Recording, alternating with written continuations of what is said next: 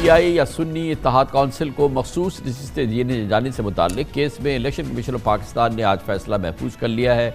आज chief election commissioner की सरबराही में 5 रुकनी बेंच ने केस की समाअत की। दरअसल 8 फरवरी के इंतखाबात में इलेक्शन कमीशन और सुप्रीम कोर्ट के फैसले की बुनियाद पर PTI से इंतखाबी निशान बल्ला छीन लिया गया था और पार्टी के उम्मीदवार मुख्तलिफ निशानात पर आज़ाद हैसियत में इंतखाब लड़ने पर मजबूर हो गए थे। इंतखाबी नताइज के बाद PTI ने ख़वातीन और अक़लियतों की मखसूस नशिस्तों की जस्तजू में किसी छोटी सियासी जमात में शामिल होने का फैसला किया और उनके आज़ाद अरकान ने सुन्नी इत्तेहाद कौंसिल में शमूलियत इख्तियार की। आज PTI के वकील बैरिस्टर अली ज़फ़र ने इलेक्शन कमीशन के सामने मौक़िफ़ इख्तियार किया कि कौमी असम्बली की तकरीबन 86 नशिस्तों पर कामयाब उम्मीदवारों ने सुन्नी इत्तेहाद कौंसिल में शमूलियत इख्तियार की है, जबकि सिंध में 9, पंजाब में 107 और KPK में 90 MPs हैं जिन्होंने सुन्नी इत्तेहाद कौंसिल में शमूलियत हासिल की है। अब पार्टी का हक़ है कि उसे मखसूस नशिस्तें दी जाएँ। दिलचस्प बात यह है कि सुन्नी इत्तेहाद कौंसिल की जानिब से किसी उम्मीदवार ने इंतखाबात में हिस्सा ही नहीं लिया। पार्टी सरबरा साहबजादा हामिद रज़ा ने खुद भी इंतखाबात में आज़ाद हैसियत में हिस्सा लिया और कौमी असम्बली के नशिस्त पर कामयाब रहे। बैरिस्टर अली ज़फ़र का कहना था कि माजी में तो इलेक्शन कमीशन के तकरीबन सारे ही फैसले PTI के ख़िलाफ़ आए हैं, ताहम इस मामले पर आईन वाज़ेह है और उम्मीद है कि फ़ैसला हमारे हक़ में आएगा। दूसरी जानिब नून लीग, पीपल्स पार्टी, MQM और JUIF के वकला ने सुन्नी इत्तेहाद कौंसिल को मखसूस नशिस्तें देने की मुखालफत की और इलेक्शन में जीतने वाली जमातों में तकसीम करने का मुतालबा कर दिया। आज समाअत के दौरान उस पर दिलचस्प सूरत हाल पैदा हुई जब चीफ इलेक्शन कमिश्नर ने अली ज़फ़र से मुकालमे में कहा कि सुन्नी इत्तेहाद कौंसिल ने ख़त लिख कर कहा है कि उनकी पार्टी ने इंतखाबात में हिस्सा ही नहीं लिया और उन्हें मखसूस नशिस्तें नहीं चाहिए, तो आप क्यों उन्हें मजबूर कर रहे हैं। बाद में ख़त सामने आने पर वाज़ेह हुआ कि सुन्नी इत्तेहाद कौंसिल ने सेक्शन 206 के हवाले से ख़त लिखा था। सेक्शन 206 सियासी जमातों को जनरल नशिस्तों पर ख़वातीन को 5% टिकट देने का पाबंद करता है। पार्टी के सरबराह हामिद रज़ा ने खुद इसकी वजाहत भी की। बहरहाल मखमसे का शिकार है PTI की एक और हिकमत अमली, एक और फैसला कि वो अपनी मखसूस नशिस्तों के हुसूल के लिए किसी सियासी जमात में शामिल हो और इसके लिए उसने सुन्नी इत्तेहाद कौंसिल का फ़ैसला किया। इससे पहले उसने मजलिस वहदत मुस्लिमीन का फ़ैसला किया था।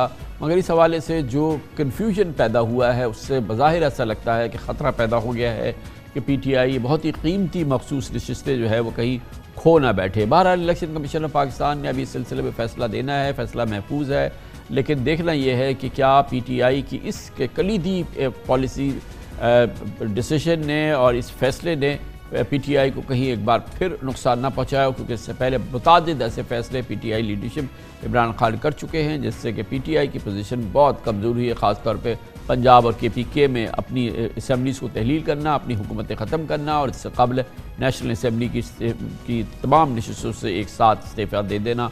इसके अलावा कई और फैसले हैं जिसका बेपनाह नुकसान हुआ है PTI को। लेकिन आज के इस फैसले के हवाले से और इस मामले पर हम बात करते हैं। हमें ज्वाइन कर रहे हैं पाकिस्तान के नामवर सीनियर कानूनदान, साबिक़ सदर सुप्रीम कोर्ट बार एसोसिएशन, बानी रुकन भी हैं PTI के, जनाब हामिद खान हमारे साथ मौजूद हैं। बहुत बहुत शुक्रिया खान साहब। बज़ाहिर हम लोगों को ये लग रहा है कि ये कोई फूल प्रूफ हिकमत अमली नहीं थी PTI की, जो सुन्नी इत्तेहाद कौंसिल में शामिल हुआ गया और फिर ज़ाहिर है कि इंटर पार्टी इलेक्शन अभी नहीं हुए हैं और उसके ज़रिए इस बात को इंश्योर करना मतलूब था कि PTI के जो हिस्से की मखसूस नशिस्तें हैं वो इनको मिल जाएँ। बज़ाहिर ऐसा लगता है कि कन्फ्यूजन है और ये बात खारिज अज़ इम्कान नहीं है कि PTI को ये नशिस्तें ना मिलें और इलेक्शन कमीशन इसके मुखालिफ फ़ैसला दे।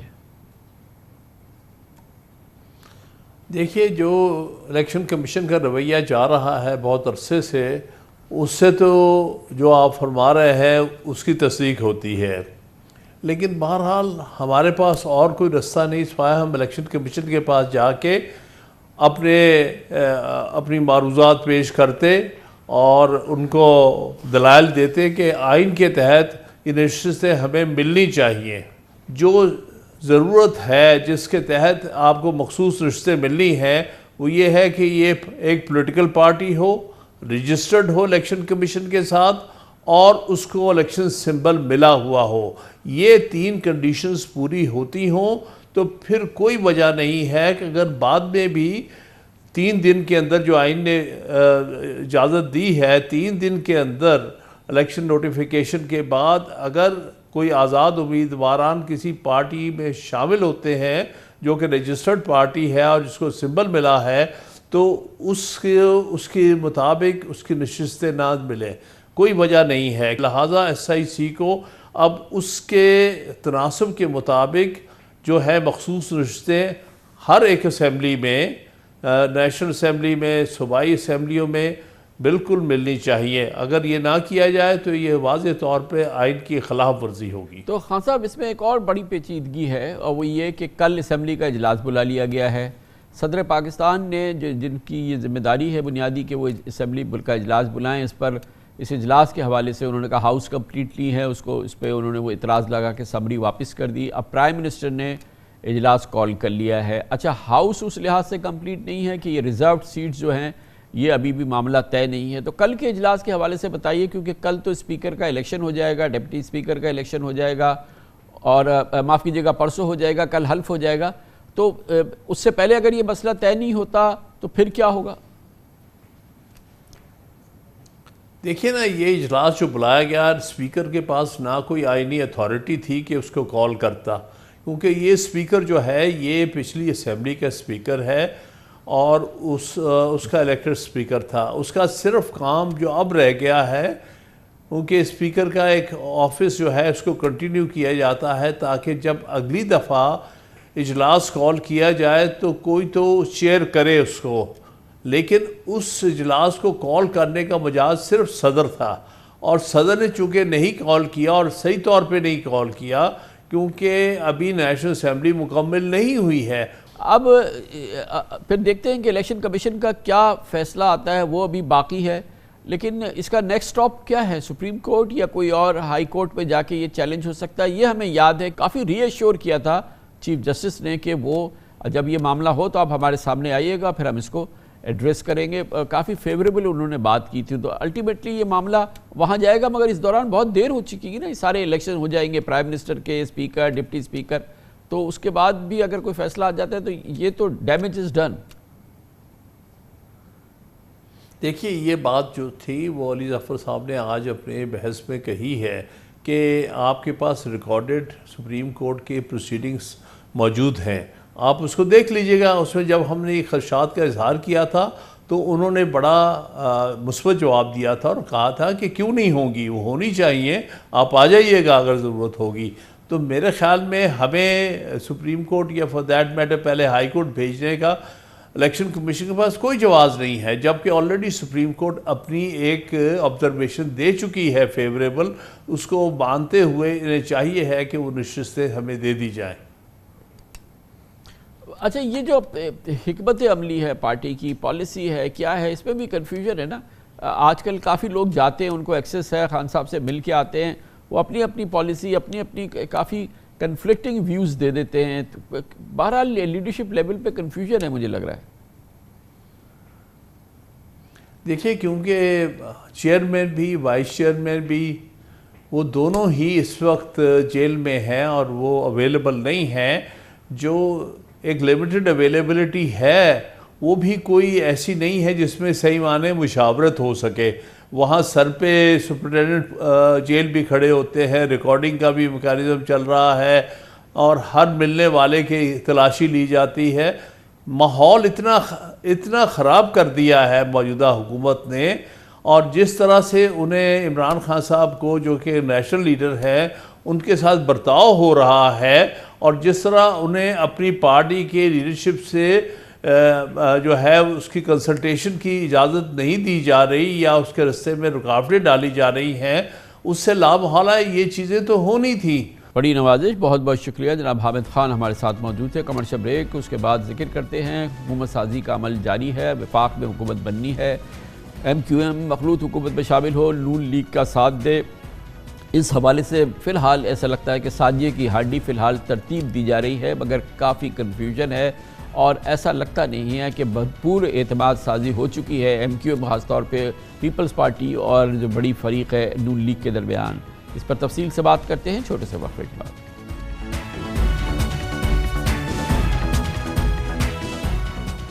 इंतखाबात का अमल मुकम्मल हो चुका है। तमाम सूबों में मुंतखब असम्बलीज़ अपने हल्फ उठा चुकी हैं और कल कौमी असम्बली भी हल्फ उठा लेगी। इसके बाद हुकूमत साजी का मरहला इस दौरान जारी है। पंजाब और सिंध में वज़राए आला हल्फ उठा चुके हैं। नून लीग और पीपल्स पार्टी के दरमियान मुज़ाकरात के बाद वफाकी हुकूमत के हवाले से मामला तय पाए हैं। हुकूमत में शमूलियत के बगैर पीपल्स पार्टी ने मर्जी के आइनी ओहदे हासिल कर लिए हैं, मगर शहबाज हुकूमत में शामिल MQM के साथ लाहौर और इस्लामाबाद में 5 मुलाकातों के बावजूद मामलात गैर वाज़ेह हैं। MQM ने बल्दियाती इदारों को खुद मुख्तार और मजबूत बनाने के लिए आइनी तरमीम से मुताल्लिक़ नून लीग की हिमायत का मुतालबा किया है। इसके अलावा MQM सिंध की गवर्नरशिप और 4 अहम वजारतों की भी ख्वाहां है। MQM ज़राए के मुताबिक नून लीग के साथ कोई डेडलॉक की सूरत हाल नहीं। MQM हुकूमत साजी में नून लीग का साथ देगी और हुकूमत बन जाने के बाद MQM के मुतालबात पर अमल भी होगा। गोया नून लीग और MQM के साजी की हांडी तरतीब दी जा रही है, लेकिन इस हवाले से नून लीग पर पीपल्स पार्टी का भी दबाव है, जो MQM को सिंध की गवर्नरशिप और अहम वजारतें दिए जाने से नाखुश है। एक दूसरे को मैंडेट चोरी करने के ताने भी दिए जा रहे हैं। 24 घंटों में MQM के 2 रहनुमाओं की ऑडियो लीक सामने आई हैं, उससे तासुर मिल रहा है कि सब ठीक नहीं है। मौजूद में बात करने के लिए हमें ज्वाइन कर रहे हैं इस्लामाबाद से सीनियर डिप्टी कन्वीनर MQM जनाब सैयद मुस्तफ़ा कमाल।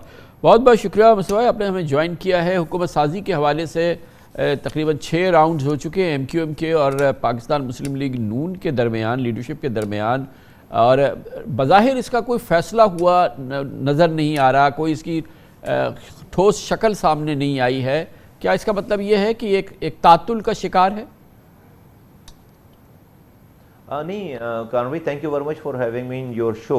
नहीं, बिल्कुल ये तातुल का शिकार नहीं कानवी। चीज़ें इस हद तक बिल्कुल क्लोज हो गई हैं कि ये तय हो गया है कि MQM पाकिस्तान जो है हुकूमत PMLN का साथ देगी, वज़ीर आज़म शहबाज शरीफ साहब की हुकूमत बनाने में उनका साथ देगी, हम उनको वोट देंगे।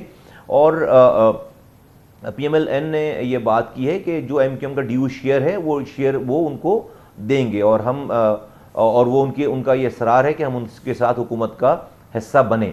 तो ये चीज़ें बिल्कुल तय हो गई हैं। जहाँ तक इस चीज़ों को, इसकी निटिग्रिटीज़ को तय करना है चीज़ें, वो वज़ीर आज़म के वोट के बाद और वज़ीर आज़म के इंतखाबा के इलेक्शन के बाद ये इन चीज़ों के ऊपर मज़ीद जो है वो पेशरफ्त होना बाकी है। तो वो इंशाअल्लाह ताला हो जाएगा। MQM की कोई सच कोई ऐसी कोई डिमांड नहीं है या कोई ऐसी बात नहीं कि जहाँ पर कोई डेडलॉक हो या कोई ऐसी बात हो। ज़ाहिर ये लग भी रहा है, अब ये चीज़ सामने आ रही है कि एतमाद जो है ना वो मतलूबा नहीं है आपके और नून लीग के दरमियान। और जो अभी ऑडियो लीक सामने आई हैं जिसमें आपको सुना गया है, कामरान टिसोरी साहब को सुना गया है, और उसमें वो रिफ्लेक्ट कर रहे हैं आप गुफ्तगू जो नून लीग की लीडरशिप के साथ हुई है, तो उनका रवैया, उनका अंदाज़, वो ऐसा लग नहीं रहा कि वो अपने किसी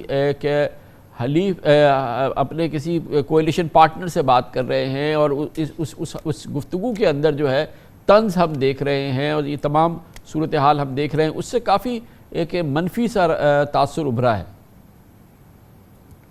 हाँ कारण भाई, चूँकि हमारी ना 4 से 5 मीटिंगें हुई हैं, तो ये जो ऑडियो जो चल रही है लीक जिसको कहते हैं ऑडियो लीक, तो वो जो है वो पहली गुफ्तगू जहाँ से शुरू हुई ना उसका जिक्र है, वो ऑडियो लीक होकर और बात होकर चल रही है।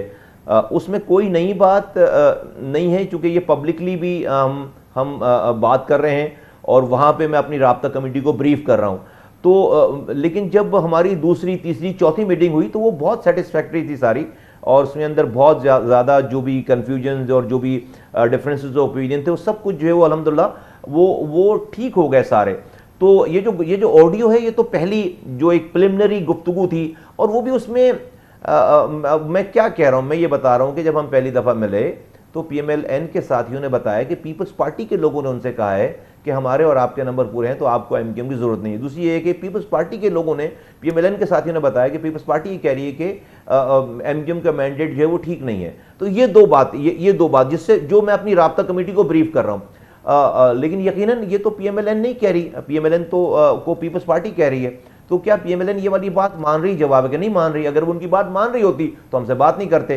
तो हमारी गुफ्तगू जो है वहाँ से फिर आगे बहुत दूसरी मीटिंग में, तीसरी मीटिंग में, चौथी मीटिंग में, और जो मैंने आपसे पहले बात की आपके पहले सवाल के जवाब में कि ये बिल्कुल एक हमारा एक कॉन्शियस डिसीजन है कि हम इस हुकूमत को स्टेबलाइज करेंगे, इनका साथ देंगे, क्योंकि हमारे पहले से इनके जो है वो हमने लेकिन ये फरमाइए मुस्तफा कि ये इसके एवज़ आप कराची और हैदराबाद और शहरी सिंध को रिप्रेजेंट कर रहे हैं इस हुकूमत में। अब जो भी इलेक्शन हुआ, जो भी उसके नताइज आए हैं पूरे पाकिस्तान के हमारे सामने हैं, लेकिन इसके एवज आप अपने जो वोटर्स हैं, जो आपका मैंडेट है, उसको क्या देंगे इसके एवज? आपने ये बताया कि आप उनको इस्तेकाम देंगे, आप उनके साथ खड़े होंगे, आप उनको वोट देंगे, वो आपको क्या देंगे? करण भाई, इन क्लियर टर्म्स में तो मेरे पास अभी आपको इस वाली बात का जवाब नहीं कि वो हमें किस कैटेगरी में क्या देंगे, लेकिन जो हमने उनसे बात की है, जो गुफ्तगू है, वो यकीनन है कि सबको पता है कि हम एक ऐसे जगह से इलेक्ट होकर आ रहे हैं जहाँ पर बहुत सारी महरूमियाँ हैं और लोगों की अब जो है वो बर्दाश्त की इंतहा। ये बात हमने बहुत वोकल होकर की है, बहुत ज़्यादा वोकल होकर की है कि हमें कुछ भी, हमें अपने लिए हम नहीं चाह रहे या हम अपनी कोई बारात या चीज़ें नहीं मांग रहे, हम लोगों की ग्रीवेंसेस को दूर करना चाहते हैं, ख़त्म करना चाहते हैं, कम करना चाहते हैं। लोग बहुत तकलीफ में, बहुत परेशानी में, तो आपको कुछ ऐसा करना है कि जिससे हम अपनी कॉन्स्टिट्यूंसीज में लोगों को सर्व कर सकें, उनके मसाइल अगर ख़त्म नहीं कर सकते तो कम से कम कर सकें। और हम जहाँ जिस जगह से हमारा ताल्लुक़ है, वहाँ की जो सूबाई हुकूमत है वो हमें 15 सालों से हमें नहीं सर्व कर रही। हम गवर्नेंस उनकी ठीक नहीं है, वो हमें नहीं ओन कर रहे, वो हमारे लिए कुछ नहीं कर रहे। तो अगर आज हम PMLN के साथ हैं और हम सपोर्ट कर रहे हैं, तो हमें भले वजारतें ना दें या हमें भले ओहदे ना दें, लेकिन आप ही कुछ ऐसा करें वहाँ पर कि जहाँ पर जिससे लोगों की ग्रीवेंसेस कम है, जिसका PMLN का की तरफ से बहुत मस्बत जवाब है, उनको इन तमाम चीज़ों का इदराक है, जो सामने बात नजर आती है, और वो कमिटेड है इस वाली बात में कि वो उन चीज़ों को करेंगे जिससे लोगों के मसाइल हल हो। लेकिन डेफिनेटली ये तमाम चीज़ें भी कानूनी गुफ्तगू ही है। आप तो नहीं थे MQM पाकिस्तान में, मगर आपके इल्म में है कि जब वोट ऑफ नो कॉन्फिडेंस हुआ था तो ये जो उस वक्त की MQM पाकिस्तान की लीडरशिप थी, आमिर खान साहब और ये खालिद मकबूल साहब वगैरह, इन्होंने जो उनसे वादे लिए थे 18 नुकात और क्या क्या, चांद नहीं मिल रहा था, बाकी सब कुछ कराची को मिलना था, तो मिली तो गर्द भी नहीं। तो ये तो आपका एक्सपीरियंस है इनके साथ। आपके सामने शहबाज शरीफ साहब आए थे, आसिफ जरदारी साहब आए थे MQM, उस वक्त के MQM पाकिस्तान के सामने। तो इस पस मंज़र के बावजूद आप जो बात कर रहे हैं, जो अब मिलना है इनसे, वो काफ़ी मुबहिम है। कामरे देखिए, इसलिए आज मैं आपके सामने कोई दस्तावेज़ात 18 नुकाती प्रोग्राम या 50 नुकाती प्रोग्राम या 8 नुकाती प्रोग्राम कोई पेश नहीं कर रहा हूँ न। टोटल मोटी मोटी 3-4 बातें हैं।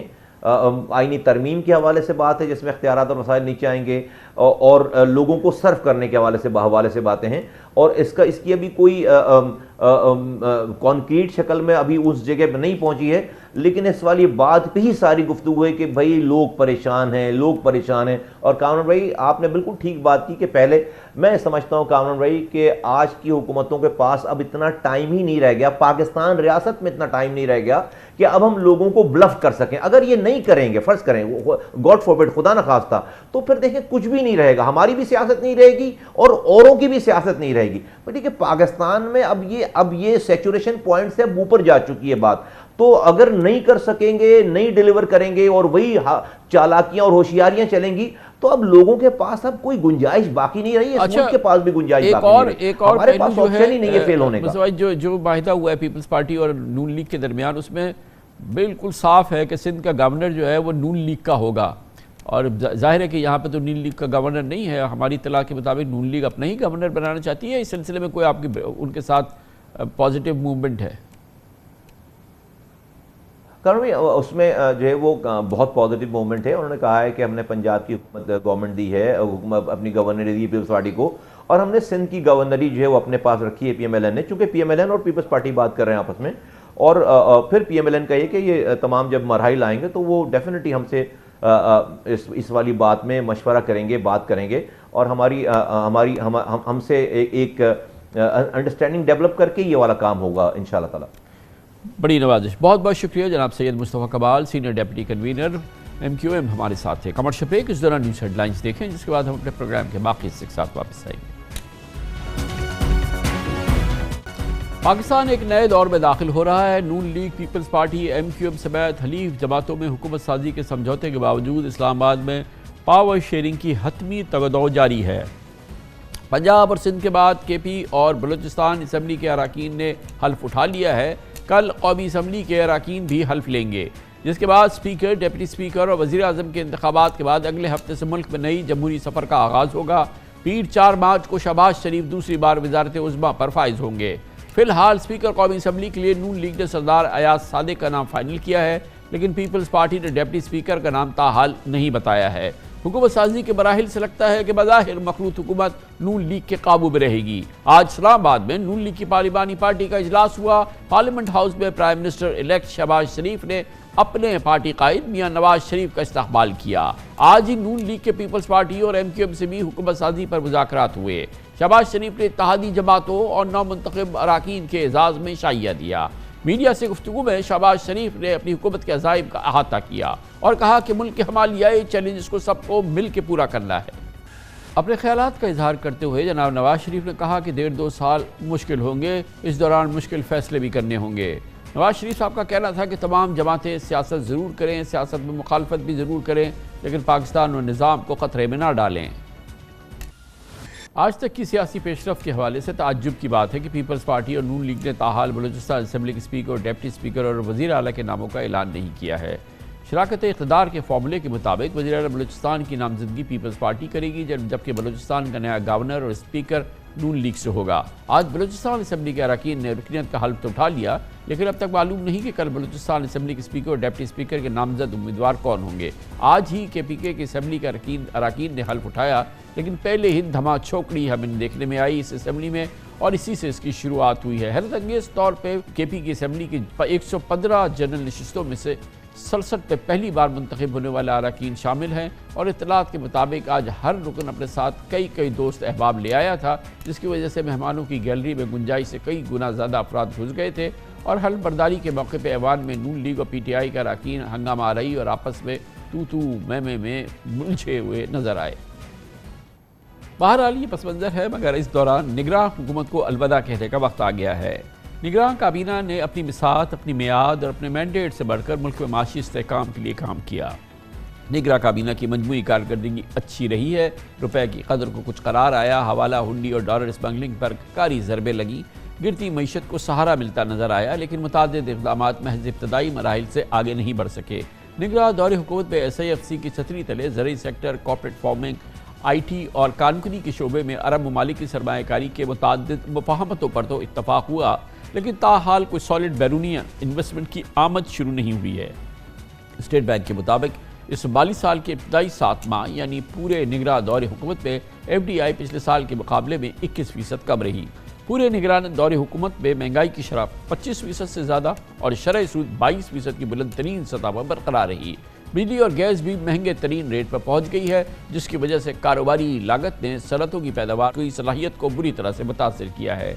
एक्सपोर्ट इंडस्ट्रीज़ को बिजली और गैस के मुसाबकती रेट पर देने के ऐलानात तो हुए, लेकिन ठोस अमल दरामद फ़िलहाल नहीं हुआ है। अलबत्ता हौसला अफजा बात यह है कि इस माली साल के इब्तदाई 6 माह में एक्सपोर्ट्स में तकरीबन 8% इजाफा हुआ और इम्पोर्ट्स तकरीबन 14% गिर गई और इससे मालियाती खसारे में तकरीबन 32% की कमी आई, जो यकीनन एक बहुत अच्छी डेवलपमेंट है, एक बहुत अच्छी कारकर्दगी है। इस मौजू में बात करते हैं और इसके लिए हमें ज्वाइन कर रहे हैं जनाब गौहर एजाज, निगरान वफाक सनत व तिजारत और दाखिला। बहुत बहुत शुक्रिया गौहर एजाज साहब, आपसे बात हो रही है और ये अब नया दौर कल से शुरू हो रहा है। नई असम्बली कल इस सिलसिले में हल्फ ले लेगी अरकान कौमी असम्बली के। बज़ाहिर ओवरऑल जो है निगरान काबीना की कारकर्दगी बहुत मुनासिब रही है, काफ़ी बेहतर रही है, मैं तो ये कहूँगा।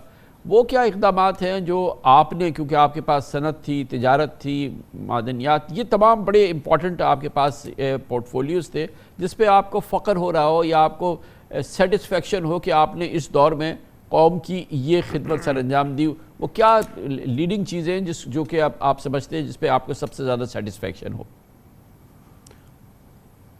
बिस्मिल्लाहिर्रहमानिर्रहीम। कामरान खान साहब, थैंक यू वेरी मच। अगर मैं सबसे पहले देखूं तो 17 अगस्त को केयर टेकर जो है कैबिनेट ने जो है वो ज़िम्मेदारी संभाली और मैं अगर उस दिन का माहौल बता दूं तो उस दिन का माहौल ये था कि हर आदमी कह रहा था कि फ़्लाइट ऑफ कैपिटल हो रही है। करेंसी जो है वो 17 अगस्त से 31 अगस्त के दरमियान, अगर आपको याद हो तो 340 रुपये का डॉलर पहुंच गया था ओपन मार्केट में। इंटर बैंक में उसका रेट 305 रुपये था और 3 दिन हमारे पास थे IMF एग्रीमेंट के हिसाब से कि जनाब 3 कंसेक्यूटिव डेज़ जो आपकी ओपन मार्केट का रेट है उसके बराबर आपने इंटर बैंक का रेट करना है। तो यहाँ पे हम सब परेशान थे और उस दिन सबसे पहले ये देखा कि हमारे पास जब 31 अगस्त को सामने आए तो कि मसला समझ नहीं आ रहा कि $4.5 बिलियन स्टेट बैंक के अंदर रेमिटेंस और एक्सपोर्ट की सूरत में आया है और इंपोर्ट 4.4 हुई है अगस्त के महीने में, तो ये $100 मिलियन सरप्लस के बावजूद मसला कहाँ है?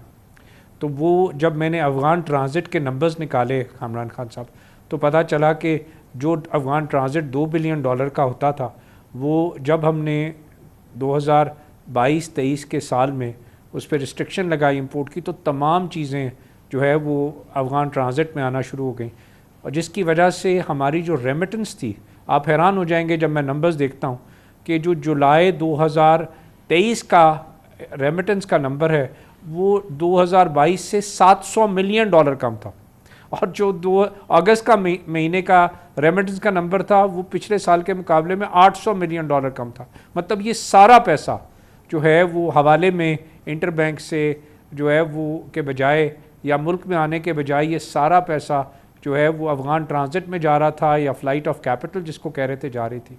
तो जिस वक्त पहली SIFC हमने अटेंड किया 5 सितंबर को, तो मैंने एक ही बात की, elephant is in the room, और उनको पूरी अफ़गान ट्रांजिट का मैंने निकाल के दिखाया कि ये $2 बिलियन से $4 बिलियन का ट्रेड हो गया था, जो वो भी नाजायज़ है कि अफ़गान की सिर्फ $2 बिलियन की रिक्वायरमेंट है और ये 7.2 पे पहुंच गया। और खुदा का शुक्र है वो मीटिंग 3 घंटे इस पॉइंट पे उन्होंने डिस्कस किया और उन्होंने मुझे इस बात का फ्री हैंड दिया कि पॉलिसी बनाए। हमने सबसे पहले उसकी पॉलिसी बनाई और उसमें जो आइटम्स हमने समझे $3 बिलियन के वहाँ जा ही नहीं रहे थे, उनको बैन किया। जिन आइटमों की जो है हम समझ रहे थे कि उनको शायद पार्शली ज़रूरत है, उसके ऊपर हमने सर्विस चार्ज लगाया और बैंक गारंटी लगाई 10%, और जो आइटम्स हम समझ रहे थे उनको ज़रूरत है वो हमने एस्टिमेट किया $2 बिलियन की मैक्सिमम ज़रूरत है, 7 की नहीं है। ये सारा बाकी $7 मिलियन 400 से $500 मिलियन महीना पाकिस्तान में हवाले से घूम के जो है पैसे आ रहे थे, हवाले में पैसे जा रहे थे, और ये फ़्लाइट ऑफ कैपिटल नहीं था, ये यहाँ से रोज़ाना जो है 50% ड्यूटी का इम्पैक्ट है पाकिस्तान के माल पे। अफ़गान ट्रांजिट में माल आ रहा था 170 रुपये के डॉलर पे, अगर हुकूमत आई थी अप्रैल 2022 में तो वो 80 रुपये का एडवांटेज था। हमारी हुकूमत जब 17 अगस्त को आई थी तो उसमें 270 रुपये पे 135 का एडवांटेज था, तो 45 से 50 रुपये वो एक्सचेंज वाला कमा रहा था, 45-50 रुपये अफ़गान ट्रांजिट का जो काम कर रहा था, 50 रुपये रिटेलर कमा रहा था। तो ये तो करेंसी सब कहते थे 500 चली जाएगी।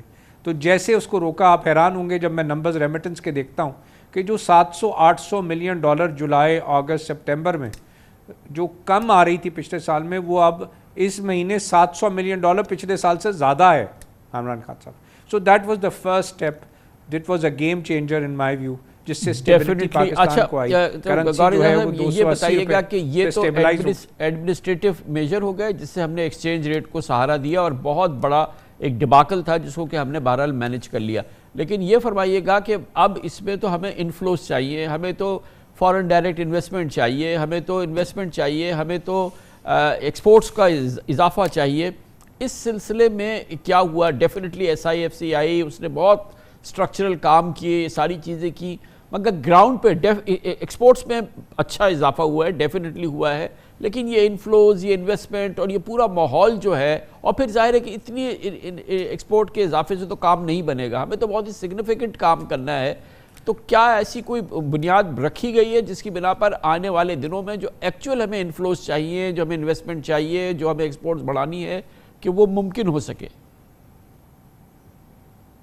कामरान खान साहब, हमारा एक्सपोर्ट के अंदर जो $2.1 बिलियन की जुलाई 2023 में एक्सपोर्ट थी, $2.1 बिलियन, और जो है वो उससे पिछले साल से $200 मिलियन कम थी।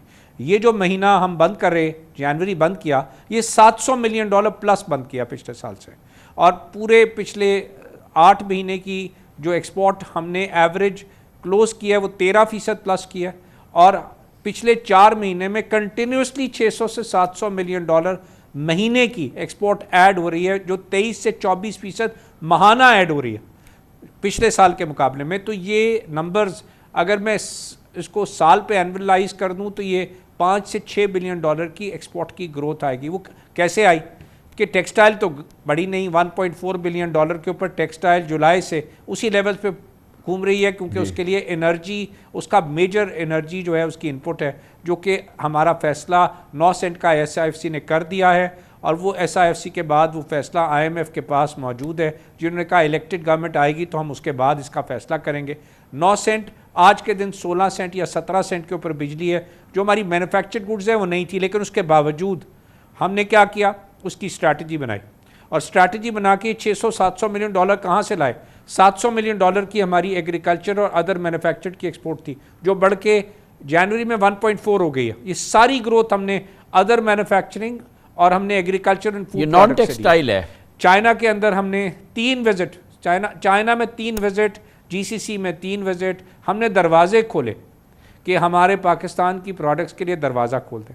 चाइना ने हमारे लिए दरवाज़ा खोल दिया। आप हैरान होंगे खान साहब, ये नंबर दे रहा हूँ मैं, इस 8 महीने के अंदर 46% चाइना में हमारी एक्सपोर्ट ग्रो किया।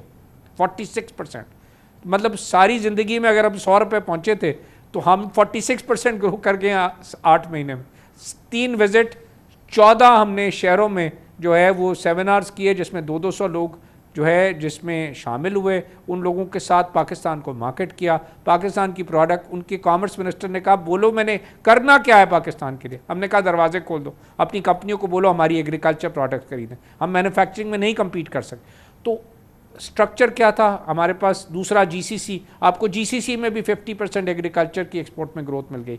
7 महीने में 80% की ग्रोथ है एग्रीकल्चर की, बट क्योंकि उसका जो है वो छोटा है उसका बेस, 80% ग्रोथ के बावजूद वो जो है वो तो हमारे को 24% ग्रोथ दे रहा है एंड में, मंथ टू मंथ पिछले साल के मुकाबले में, जो कि 600-700 मिलियन डॉलर की ग्रोथ है। नाउ जो मेरा पॉइंट है, मैं पहले दिन आया था, मैंने कहा था मुल्क की एक्सपोर्ट का पोटेंशियल 100 बिलियन डॉलर है।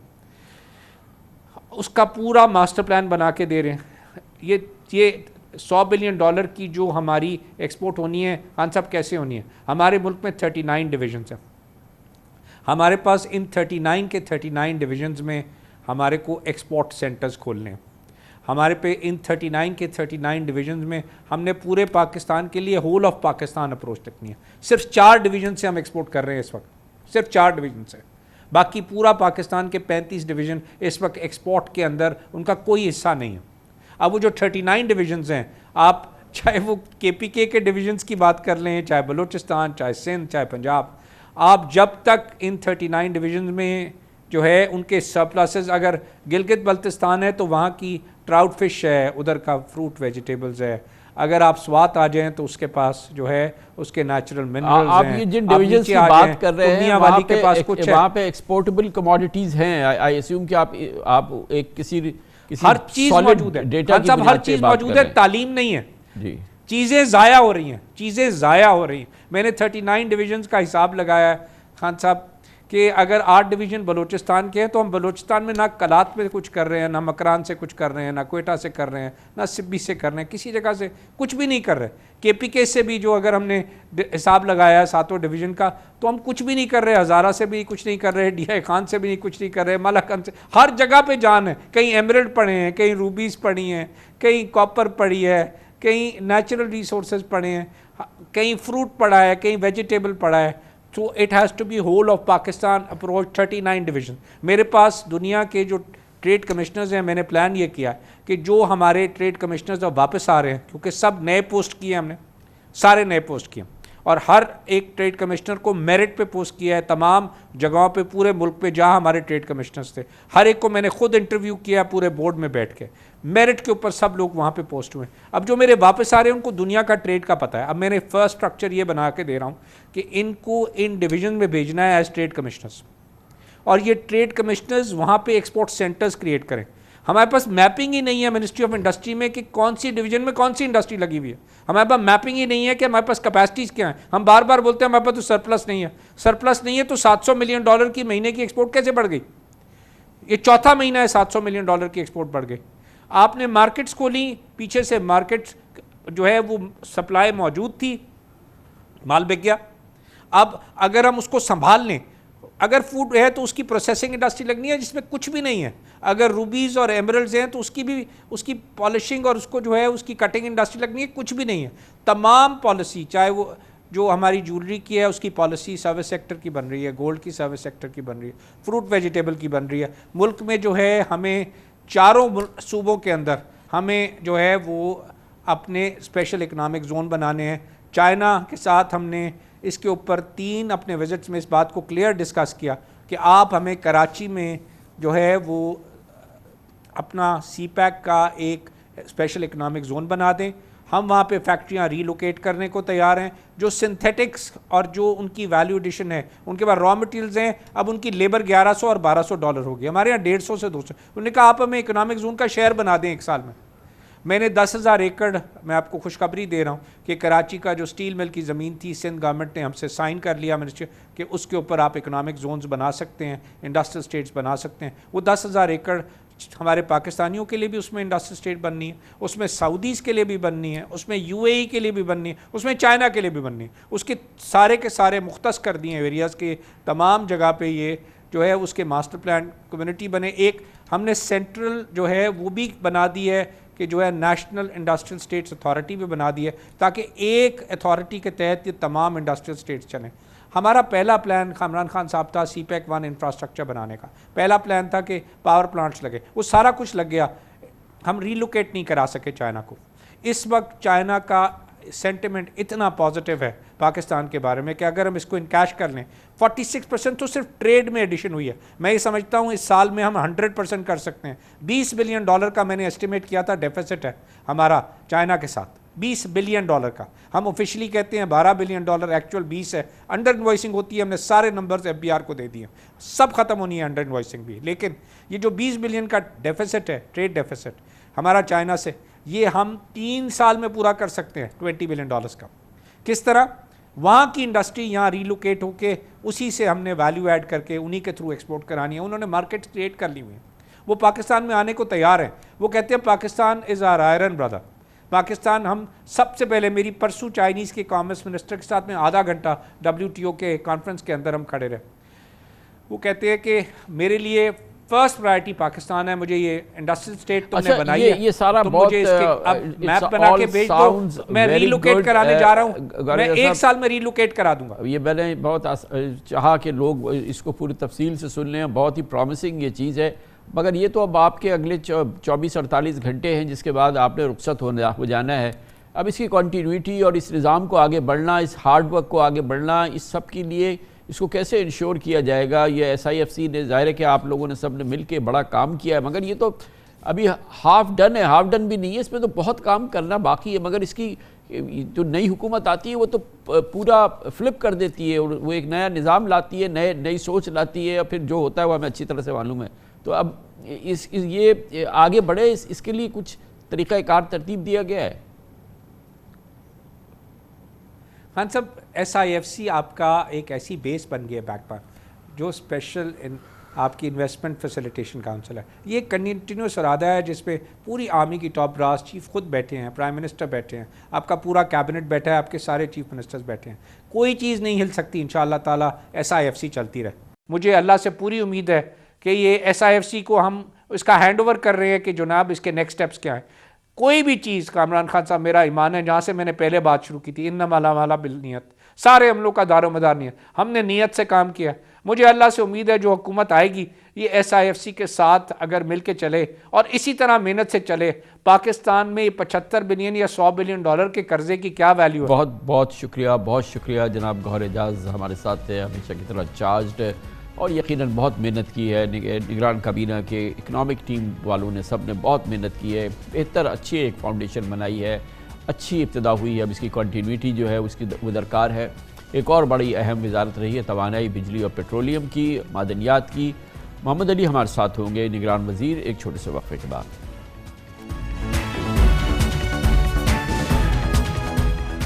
Welcome back. निगरान वफाकी काबीना की रुखसती का वक्त आ चुका है। निगरान काबीना भी अब चंद दिन की मेहमान है। 2-4 दिनों में नए वज़ीर आज़म, नई काबीना इक़्तिदार संभाल लेगी।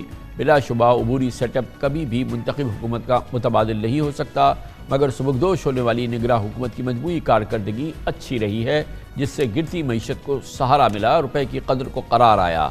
निगरां हुकूमत ने IMF के अहदाफ के मुताबिक ठोस बुनियादों पर माशी इक़दामात उठाने में कोई कसर नहीं छोड़ी और 6 माह से ज़ायद अरसे में कोई मालियाती स्कैंडल भी सामने नहीं आया। डॉक्टर शमशाद अख्तर, गौहर एजाज, मोहम्मद अली, डॉक्टर उमर सैफ, फवाद अजहर फवाद की कोशिशें अगरचे पाया तकमील तक नहीं पहुँच सकी, ताहम SIFC के छतरी तले निगरां हुकूमत की काविशों ने रोशन मुआशी मुस्तकबिल की उम्मीद ज़रूर पैदा की है। हम मानते हैं कि स्मगलिंग की रोकथाम, एक्सचेंज रेट में इस्तेहकाम और अफगान पनाहगज़ीनों की वापसी के फैसलों में निगरां हुकूमत को किसी हद तक कामयाबी मिली, मगर PIA समेत डिस्कोस की निजकारी, तेल और गैस की तलाश के फैसले और FBR की रीस्ट्रक्चरिंग के इस्लाहाती मनसूबे भी महज ऐलानात ही रहे हैं। कहा जा रहा है कि निगरां हुकूमत के इस्लाहाती एजेंडे की तकमील अब नौमुंतखब शहबाज हुकूमत करेगी। निगरां हुकूमत ने दिलेरी से गैस, बिजली, पेट्रोलियम मसनूआत की कीमतों में रिकॉर्ड इजाफा तो किया, लेकिन एक्सपोर्टर्स और सनतों को 9 सेंट फी यूनिट बिजली देने में नाकाम रही, बल्कि बिजली और गैस के महंगे टैरिफ के बावजूद एनर्जी सेक्टर के गर्दिशी कर्जे अब 5,422 अरब रुपए हो चुके हैं, जबकि IPPs को कैपेसिटी पेमेंट का बोझ भी 2,000 अरब रुपए से बढ़ चुका है।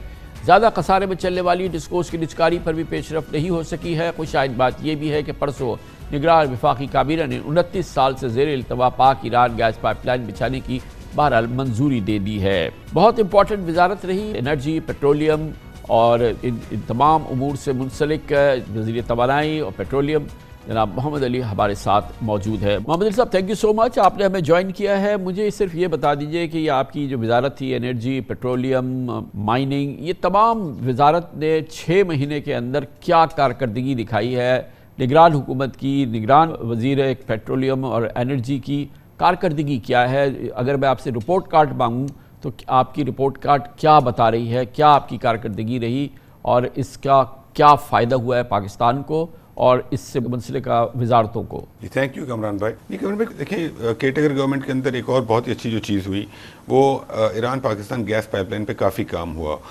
ये कोई 2009 में एग्रीमेंट साइन हुआ था, 15 साल से ये एक पेंडिंग चीज़ है। अब एक एग्रीमेंट साइन हुआ है इंटरनेशनल लेवल का, तो हमें उसके ऊपर एक सीरियसली इस चीज़ को लेना पड़ेगा। हमारी बड़ी इंगेजमेंट हुई, ईरान हम गए, वहाँ मुलाकात हुई, हमारी जूम कॉल्स हुई, हमारी टेक्निकल टीम्स की बड़ी इंगेजमेंट हुई, एक मिनिस्ट्रियल कमेटी बनाई गई थी जिसके अंदर हमारी कुछ 7 मीटिंग्स हुई। तो बहुत काम किया इसके ऊपर, बहुत सोचा गया है। तो इसके ऊपर अब जो 80 किलोमीटर का जो स्ट्रेच है जो हम पाकिस्तान के अंदर बनाना शुरू करेंगे, तो ये एक चीज़ शुरू होगी। इसका देखिए कोई ना कोई हल इसलिए निकालना है कि एग्रीमेंट साइंड है और इसको हमें ऑनर भी करना है। साथ साथ मैं आपको एक और चीज़ बताऊं कि आने वाले वक्तों में जो टापी पाइपलाइन है उसके ऊपर भी इंशाल्लाह काम होगा, बिकॉज हमारा एक और प्रोजेक्ट है कासा 1000, वो बहुत अरसे से डिले हो रहा था बिकॉज अफगानिस्तान का जो लेग है उसमें इशू था, बट वर्ल्ड बैंक ने उसकी फंडिंग अप्रूव कर दी है। कल मेरी तुर्कमेनिस्तान के एम्बेसडर से मीटिंग हुई, टापी के ऊपर वो अप्रैल में जा रहे हैं पेरिस में रोड शो करने के लिए, उसकी फंडिंग रेस करने के लिए। तो हमें जो LNG की इम्पोर्ट्स हैं, जो प्राइस बड़ी फ्लक्चुएट करती है, हम प्लानिंग ही नहीं कर सकते, हम अपनी डिमांड सप्लाई मैनेज नहीं कर सकते, तो हमें पाइपलाइन गैस लानी पड़ेगी। तो IP के ऊपर, इसके ऊपर काम हो रहा है। 2 और बड़ी चीज़ें हुई हैं केयरटेकर के अंदर। एक तो जो ओवरऑल गैस प्राइसिंग बहुत ही पेनफुल डिसीजन था, लेकिन इसके बाद जो सर्कुलर डेट है तो वो ख़त्म हो गया है बढ़ना। लेकिन 3-4 और बहुत अच्छी चीज़ें हुई हैं। पहली बात तो जो एक अनॉमली थी मुल्क के अंदर के नई इंडस्ट्री और पुरानी इंडस्ट्री को अलग अलग रेट पे गैस मिलता था, तो नई इंडस्ट्री लगती ही नहीं थी, पुरानी इंडस्ट्री को सस्ता गैस मिलता था और नई इंडस्ट्री को महंगा मिलता था। अब सबका जब एक रेट हो गया तो पाकिस्तान में इंडस्ट्रियलाइजेशन शुरू होगी। सेकेंडली, हमने एक्सपोर्ट और नॉन एक्सपोर्ट का जो फ़र्क रखा था वो भी एक अनॉमली थी, बिकॉज नॉन एक्सपोर्ट जिसको हम कहते हैं वो लोग भी एक्सपोर्ट करते हैं और एक्सपोर्ट वाले लोकल माल देते हैं, हमने उस चीज़ को ख़त्म किया। तीसरा, हमारे यहाँ बहुत सारी हाउसिंग सोसाइटीज़ हैं, उसके अंदर हमने RLNG बेस कनेक्शन शुरू कर दिया। चौथा, हमने जो CNG और ऑयल का जो फ़र्क था उसको हमने मिनिमाइज़ किया है। पाँचवा, हमने मुल्क के अंदर साउथ और नॉर्थ की जो इंडस्ट्री चीज़ आपको मालूम है उसके रेट में हमने रैशनलाइजेशन की है।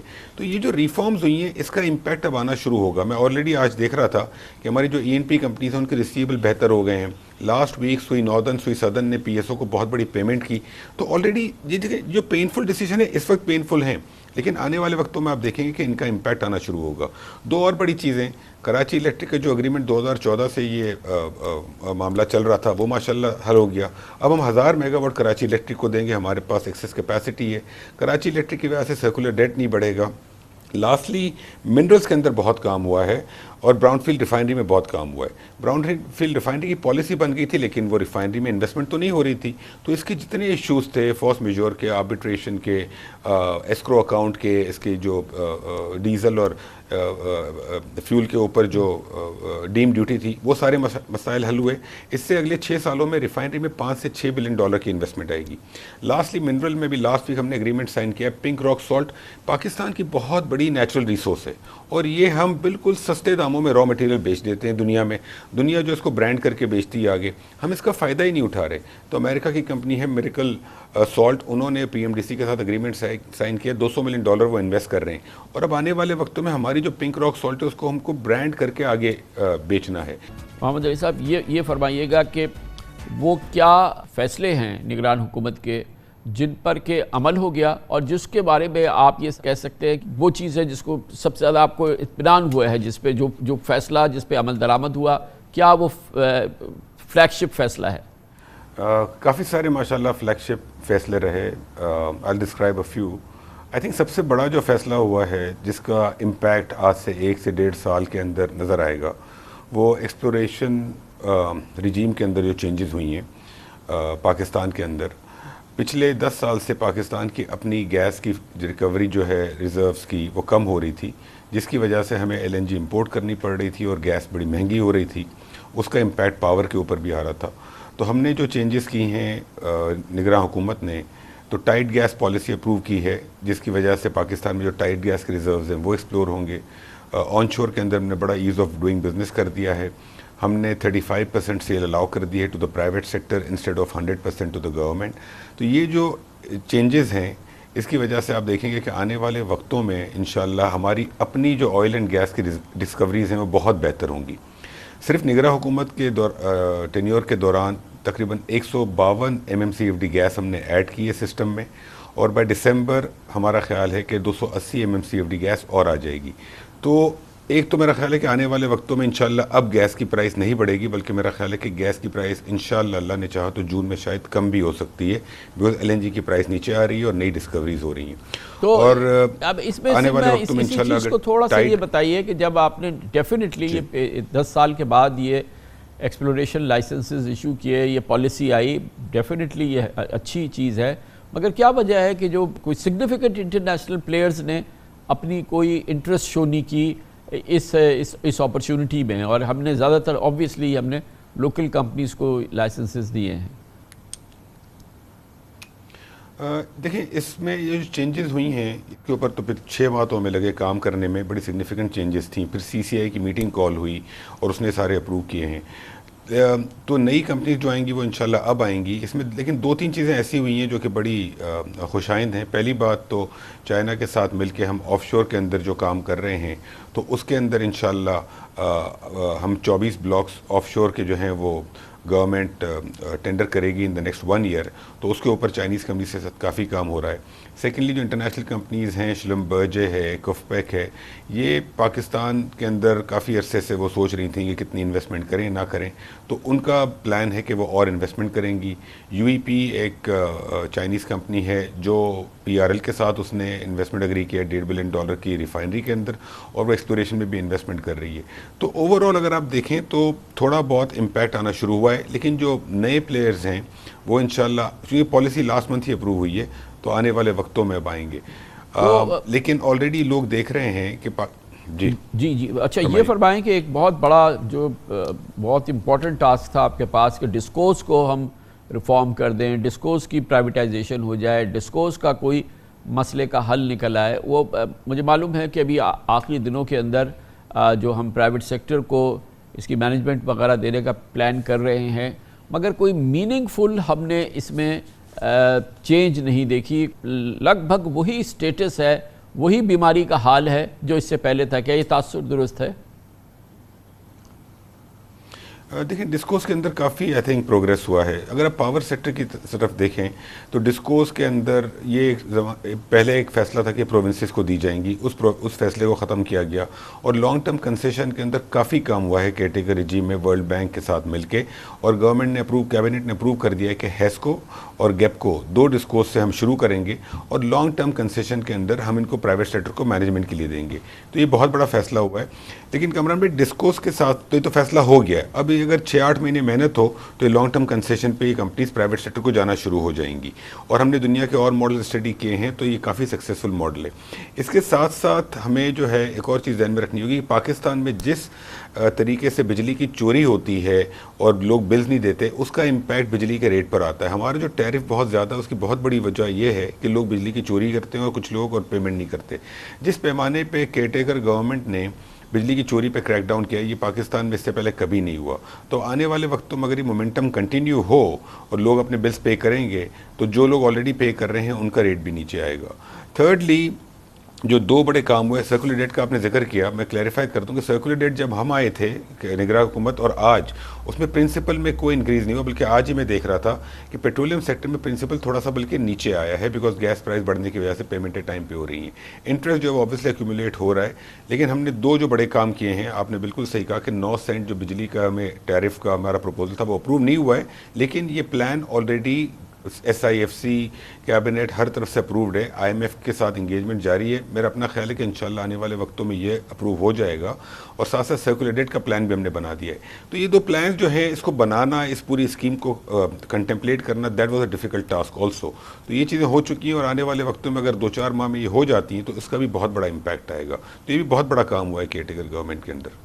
तो ये जो सर्कुलर डेट का आपका प्लान था और ज़ाहिर बनाया आपने और फिर कैबिनेट से SIFC के थ्रू अप्रूव भी हो गया, IMF के पास भी गया है, तो अब तक आपका फीडबैक क्या है? 9 सेंट पे आपने कहा कि फेवरेबल आपको लगता है इसका रिस्पांस आएगा, और ये जो आपने सर्कुलर डेट का प्लान बनाया है उस पर भी आपको लग रहा है कि फेवरेबल आएगा प्लान? और उसमें अब आने वाली हुकूमत को तो कुछ उसमें करना नहीं है, आप प्लान तो भेज चुके हैं ना आप? जी, प्लान पूरा देखिए कमरान भाई, ये 2 चीज़ें, हमारा एनर्जी मिनिस्ट्री का ये व्यू है कि ये 2 चीज़ें तो करनी ही करनी है। पाकिस्तान में जो सर्कुलर डेट है उसको कम करना होगा, अदरवाइज इसके ऊपर सूद लग के ये बढ़ता ही रहेगा। तो हमने जो प्लान दिया था उसमें 1200 अरब से सर्कुलर डेट कम हो रहा था, इसके बाद 3300 अरब रह जाता टोटल प्रिंसिपल, तो फिर उसका भी हल निकालना था। तो ये चीज़ आज नहीं तो कल होनी तो है, दैट्स आवर व्यू। दूसरा जो बहुत बड़ा एक जो लैंडमार्क चीज़ होगी इस मुल्क के अंदर, वो होगा जो टैरिफ डिज़ाइन हमने चेंज करने का कहा है। उसमें देखिए 3 बहुत बड़ी चीज़ें हो रही हैं। पहली बात तो हमारी कैपेसिटी पेमेंट, जैसे आपने कहा 2 ट्रिलियन की है, और सामने हमारे फिक्स्ड पेमेंट कोई आती नहीं है रेवेन्यू साइड पे। तो एक तो वो फिक्स्ड पेमेंट जब आएगी तो सीजनल जो वेरिएशन है वो कम होगी। सेकेंडली, हम बहुत मैसिवली सब्सिडाइज करते हैं डोमेस्टिक सेक्टर को, और वहाँ पर चोरी भी बहुत ज़्यादा है, तो वो क्रॉस सब्सिडी और सब्सिडी थोड़ी सी जो कम हो रही है उसका फ़ायदा इंडस्ट्री को हो रहा है। तीसरी चीज़, व्हीलिंग, हम हमेशा कहते हैं जी 25 रुपये 26 रुपये, इस रेट पे तो व्हीलिंग पाकिस्तान में हो ही नहीं सकती है। अगर हमें हमारे मुल्क में बिजली का रेट कम करना है तो इसके 2-3 बड़ी चीज़ें हैं कि पहली बात, आपको अपनी एक्सपोर्ट्स बढ़ानी होंगी, जिससे आपकी करेंसी अगर स्टेबल रहेगी तो उससे फिर आने वाले वक्तों में बिजली का रेट नहीं बढ़ेगा, बिकॉज हमारी जो बिजली है वो डॉलर बेस्ड है। दूसरी चीज़, हमें जो है वो इंडिजीनियस रिसोर्सेज यूज़ करनी होंगी, जो थर है, रिन्यूएबल सोर्सेज हैं, वो करनी होंगी।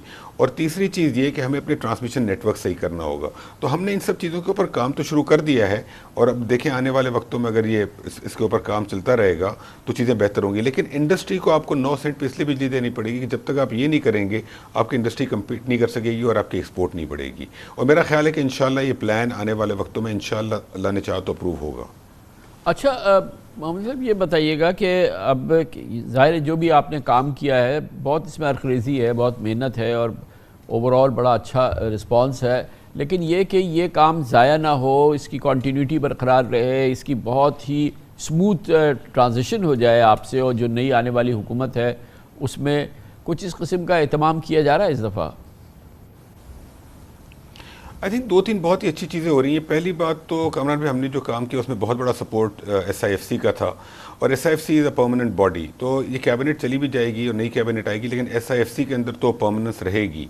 तो वहाँ पर जो एक अब नॉलेज बेस जो क्रिएट हो गया है और वहाँ पे जो फैसले हुए हैं, तो आने वाली हुकूमत उसको टेक ओवर जब करेगी तो एक तो वो एक कंटिन्यूटी रहेगी। तो एक बहुत बड़ा एक लैंडमार्क चीज़ है पाकिस्तान के अंदर कि डिसीजन मेकिंग कंटिन्यूटी भी रहेगी, और डिसीजन मेकिंग जिस तरीके से हुई है SIFC के प्लेटफॉर्म पे तमाम स्टेक होल्डर्स ने मिल के डिबेट करके फैसला किया है, तो दैट्स अ गुड थिंग।